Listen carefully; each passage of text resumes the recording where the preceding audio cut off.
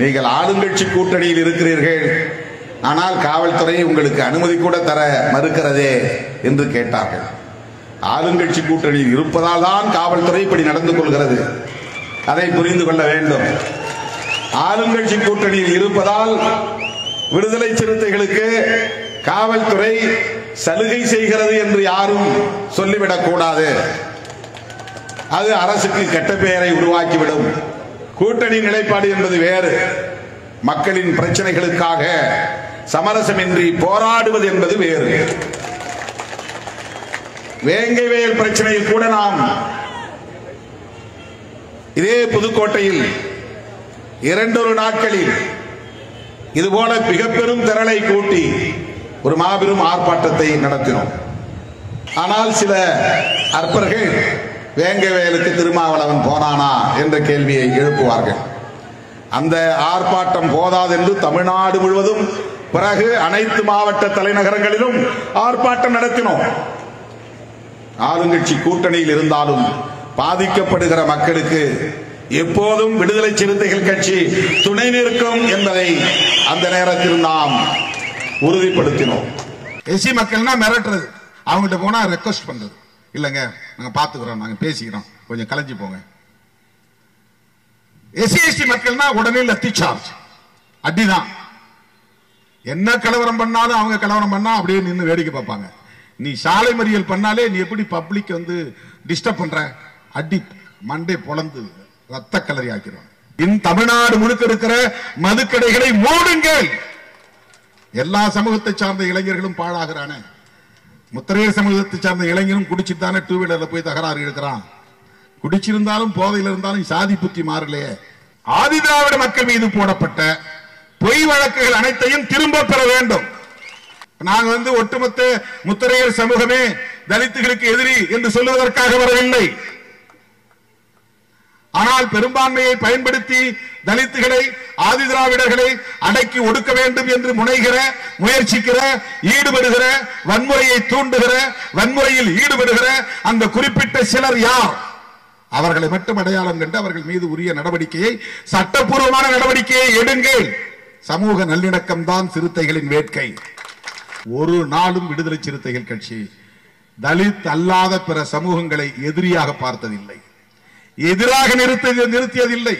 வடகாடி சம்பவத்தில் ஈடுபட்டவர்கள் சிலர், குறிப்பிட்ட சிலர், 2000 குடும்பங்களுக்கு கிடையாது. எல்லோருக்கும் அப்படி ஒரு எதிர்ப்பு மனோநிலை இருக்கிறது என்று சொல்ல மாட்டோம்.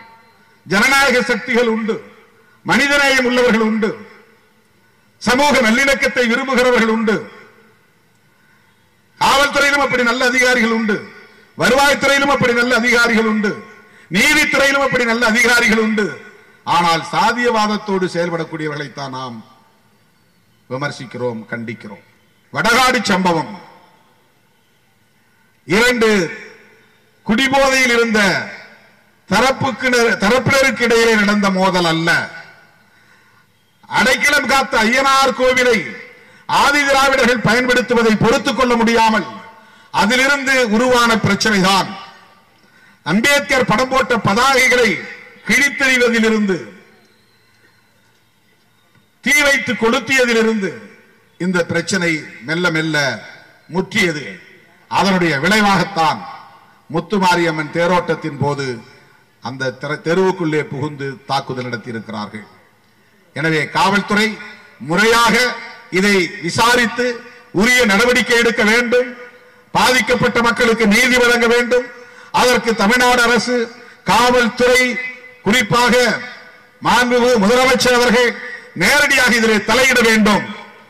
இந்த காவல்துறையின் புலன் விசாரணையில் இருந்து மாற்றி நடுநிலையோடு விசாரிக்கக்கூடிய அதிகாரிகளை நியமித்து சிபிசிஐடி விசாரணைக்கு ஆணையிட வேண்டும். வடக்காடுல நேற்று அண்ணன் திருமாவளவன் பேசும்பொழுது அவர்கிட்ட ஒரே ஒரு கோரிக்கை தான்.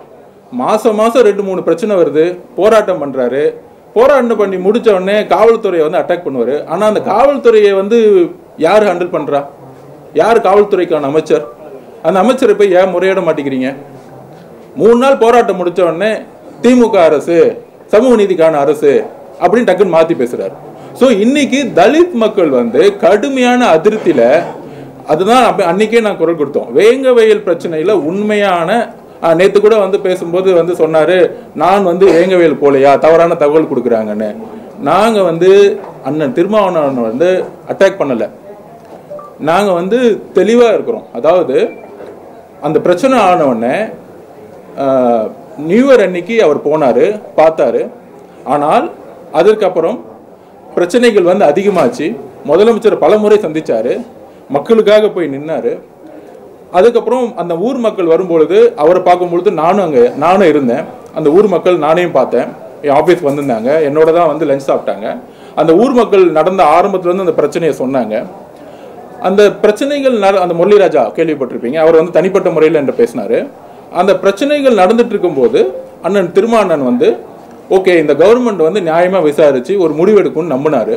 ஆனால் யார் வந்து அந்த மலம் தண்ணீர் குடிச்சாங்களோ அதே மக்கள் வந்து கலந்துக்கிட்டேன்னு ஒரு போலீஸ் ரிப்போர்ட் கொடுக்கும் பொழுது அதுக்கப்புறம் அந்த வேங்க வயல்ல அறிவிக்கப்படாத ஒரு எமர்ஜென்சியை போட்டு ஏன் விசிகாவுடைய தோழர்கள் துணை பொதுச் செயலாளர்கள் நிறைய பேர் போகும்போது கூட ஸ்டாப் பண்ணாங்க. நிறைய பேர் வந்து அதுக்கு எதிராக அந்த அறிக்கை கொடுத்தாங்க. அண்ணன் எனக்குடைய தகவல் படி அண்ணன் திருமாவர்கள் வந்து அங்க போகணும்னு முயற்சிக்கும் பொழுது காவல்துறையில் இருக்கக்கூடிய உளவு பிரிவு அங்க போகக்கூடாதுன்னு நிப்பாட்டிட்டாங்க. இதுதான் நான் கொஸ்டின் கேட்டேன். ஒரு தலித் மக்கள் தன்னுடைய கடினமான சூழ்நிலையில அதுல ஜூனியன் விகடன்ல வந்து ஒரு பேட்டி கொடுத்திருப்பாங்க. அந்த 3 பேரும் அப்ஸ்கான்ல இருக்கும் பொழுது, அதாவது இந்த அந்த தண்ணி குடிக்கும் பொழுது ஏற்பட்ட அவமானத்தை விட நாங்க தான் இந்த தண்ணியில வந்து மலத்தை கலந்தோன்னு சொல்லக்கூடிய இந்த போலீஸோட அறிக்கைக்கு நான் தற்கொலை பண்ணிக்கலாம் அப்படிங்கிற ஒரு ஸ்டேட்மெண்ட்டை ரொம்ப ரொம்ப வலியோட சொல்லியிருந்தாங்க. அப்போ இந்த வலிகளுக்கு வந்து ஒரு ஆர்ப்பாட்டம் வந்து தீர்வாகாது. எங்களுக்கு தெரியும் அந்த அரசியல் எப்படி பண்ணணும், எப்படி பிரச்சாரத்தை உருவாக்கணும், எங்க தலைவருக்கு தெரியும், என் கட்சிக்கு தெரியும். எல்லா ரிப்போர்ட்ஸும் எடுத்து வச்சுட்டு இருக்கோம். அப்போ இந்த வேங்கவேல் பிரச்சனையை அப்படியே பேசி அப்படியே முடிச்சுட்டாங்க. நான் பேசி முடிக்கிறேன்.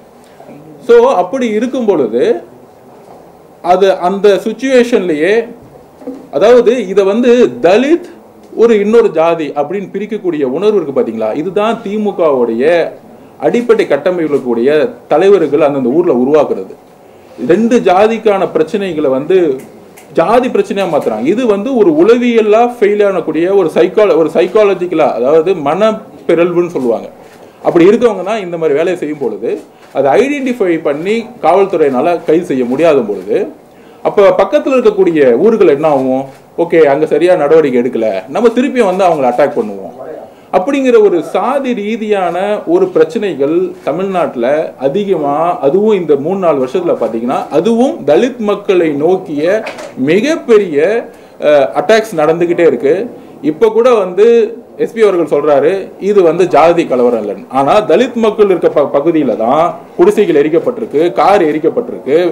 ஏன்னா பொருளாதார ரீதியாக ஒரு விளிம்பு நிலையில் இருக்கக்கூடிய மக்கள் முன்னேறிட்டா ஏன் முன்னாடி நீ கார் ஓட்டுறியா அப்படிங்கிற ஒரு உணர்வோடு தான் இது வந்து நிகழ்த்தப்பட்டிருக்கே தவிர பெரும்பாலும் எல்லா ஜாதியில் இருக்கக்கூடியும் கடுமையான ஏழ்மையான ஒரு காலகட்டத்தில் இருக்கும் பொழுது எல்லாரும் வந்து ஜாதி கலவரம் பண்ணுங்கிற 95-97% மக்களுக்கு வந்து அந்த எந்த ஜாதியிலுமே கிடையாது.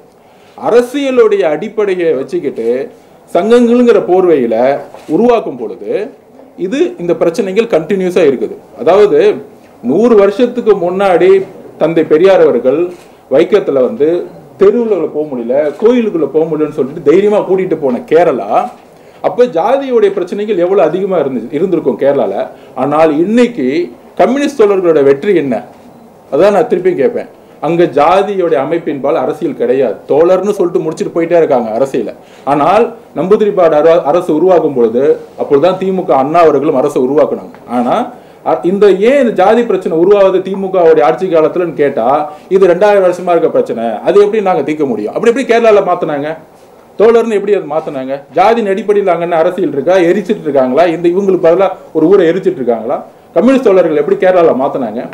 ஸோ இந்த ஜாதியின் அடிப்படையில் ஏற்படக்கூடிய அரசியலும் ஏற்ற தாழ்வுகளை உருவாக்கினாதான் நம்ம தேர்தலில் ஜெயிக்கணுங்கிற அரசியலை தமிழக வெற்றிகளும் எதிர்காலத்தில் உடைக்கும். ஒரு நிமிஷம் இதுக்கான சொல்யூஷன் என்னன்னா, கியூப்ரா அண்ணன் கேட்டாரு என்ன பண்ண முடியும் அப்படின்னு கேட்டாரு.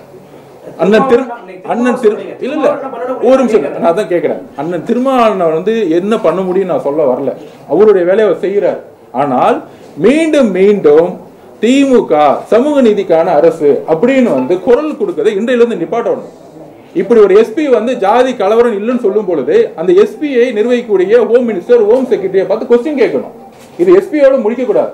அப்படி எஸ்பி தவறான ஒரு தகவல் சொல்லும் போது எஸ்பியை வந்து நீங்க வந்து ஒரு ஆளை நீங்க வந்து சஸ்பெண்ட் பண்ணாதான் அடுத்த ஒரு எஸ்பி வந்து நியூட்ரலா செயல்பட முடியும். நியூட்ரலா செயல்படக்கூடிய காவல்துறை இருக்கும் பொழுது ஜாதி கலவரங்கள் உருவாகுதுன்னா அதை நிர்வகிக்கக்கூடிய பொலிட்டிக்கல் வில், அரசியலுடைய தத்துவத்தை தான் நம்ம கொஸ்டின் கேட்கிறோம். இது வந்து ஒரு இண்டிவிஜுவலா நம்ம பத்தி பேசல. அந்த அரசியல் தத்துவம் பெறலும் பொழுதுதான் இந்த பிரச்சனை வருது. அந்த அரசியல் நேர்மை பெறலும் போதுதான் இந்த பிரச்சனை வருது. ஒரு அரசு ஓபிசி அப்படிங்கிற ஒரு அரசியலை நோக்கிய இந்த இவங்க சப்போர்ட் பண்ணா நம்ம ஓட்டு விழுந்துரும், இந்த மாதிரி மக்கள் எப்பயும் தமிழக அரசியல் தேர்ந்தெடுக்க மாட்டாங்க. நீங்க 2006 கலைஞர் வந்து ஜாதி சங்க தலைவர்கள் வச்சுக்கிட்டு பெருசா ஒரு கூட்டணி உருவாக்குனாரு, ஜெயிக்கவே முடியல. அவ்வளவுதான், சிம்பிள் அரசியல்.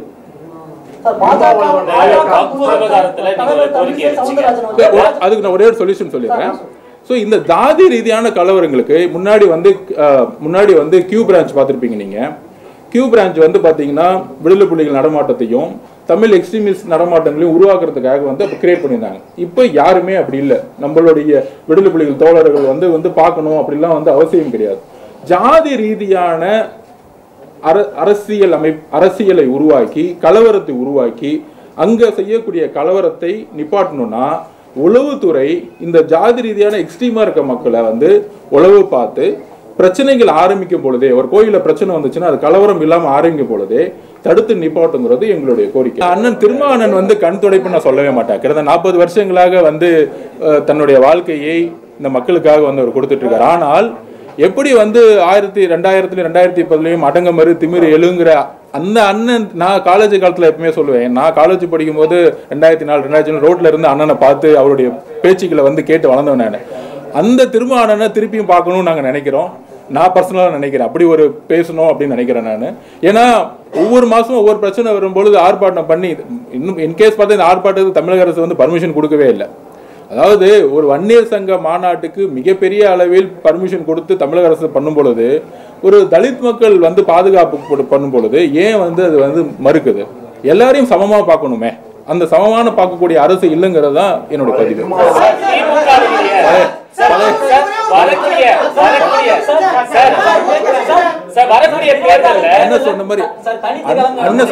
அண்ணன் சொன்ன மாதிரி 2000 இருந்த திருமாவளவனை திருப்பி பார்க்கணும்.